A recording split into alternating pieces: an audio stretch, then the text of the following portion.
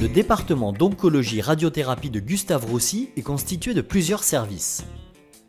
4 services médicaux, dont le service d'hospitalisation Indre-et-Loire, 2 services de radiothérapie externe, le service de radiothérapie A qui prend en charge les tumeurs en cénologie, gastro-entérologie, pédiatrie, neurologie et essais précoces de phase 1, et le service de radiothérapie B qui prend en charge les localisations pulmonaires, ORL, les sarcomes, l'urologie et l'hématologie.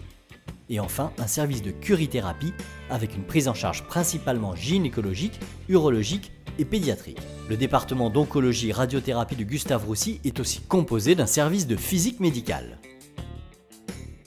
À leur arrivée dans le département, les internes reçoivent un planning reprenant les étapes clés de leur intégration. La rencontre avec le chef de département et les chefs de service, les formations à Mosaïque, système d'information Record and Verify du service, des formations sur les recommandations de contourage par organe, des formations sur les procédures de contourage des organes cibles et des formations à l'utilisation des logiciels de dosimétrie, RayStation et Isogray. Formation également aux accélérateurs, CyberKnife, formation à la stéréotaxie et à la gestion des radiodermites. Enfin, les astreintes dans le service Indre-et-Loire seront détaillées. Les formations des internes ne se limitent pas à celles qui concernent spécifiquement le service dans lequel ils sont intégrés. Des cours thématiques obligatoires sont organisés pour les internes et les résidents par les praticiens du département spécialisés dans leur localisation tumorale. Un panel de formation qui représente un réel atout lors du passage au sein du département.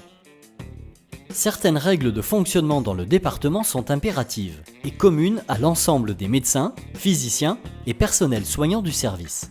La demande de congé doit obligatoirement faire l'objet d'une demande préalable et d'une validation signée. Pour les internes, un planning intégrant les congés, les cours, les récupérations après garde et les rotations en fonction des activités doit être déposé 15 jours à l'avance au secrétariat. Enfin, la règle selon laquelle les absences ne doivent pas dépasser un tiers des effectifs par corps de métier au même moment dans les différents services. Un planning hebdomadaire des activités du département, consultation, RCP, staff, contourage, dosimétrie et validation, et les noms des médecins absents pendant la semaine, est envoyé par le secrétariat une semaine à l'avance. Les réunions du département sont fondamentales.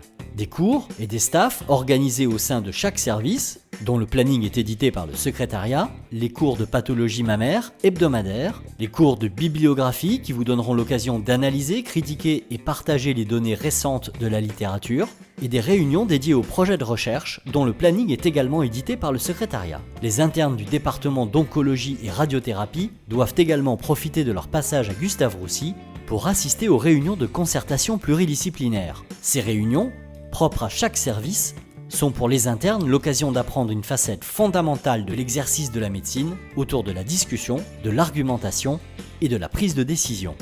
Autre réunion, le staff du département le vendredi matin est obligatoire. Des intervenants de Gustave-Roussy, mais aussi extérieurs, nationaux et européens, présentent leurs travaux en médecine, en physique, en radiologie et en imagerie. Un staff de grande qualité dont les présentations sont d'un niveau comparable avec celles réalisées dans les congrès internationaux. Le staff IMRT stéréotaxie est un enseignement où les internes présentent le plus souvent sur la base d'un cas clinique l'état de l'art d'une localisation ou d'une indication. Ce travail est réalisé par binôme entre internes avec l'appui d'un médecin senior. Bienvenue, c'est un plaisir de vous accueillir dans le département d'oncoradiothérapie. Je pense que c'est un moment important à la fois pour vous et pour nous. Tous les 6 mois, c'est toujours un plaisir d'accueillir de nouvelles têtes. C'est aussi, j'espère pour vous, une opportunité de formation, mais c'est également l'occasion pour vous de vous familiariser avec de la recherche et de faire des travaux, de vous impliquer, de participer à des travaux, que ce soit des travaux de recherche clinique, d'études sur des séries rétrospectives, mais aussi, si vous êtes intéressé, c'est l'occasion de discuter de projets de recherche à type de master ou de thèse, en biologie, en radiothérapie préclinique, en imagerie, radiomique ou en statistique ou épidémiologie si vous êtes intéressé.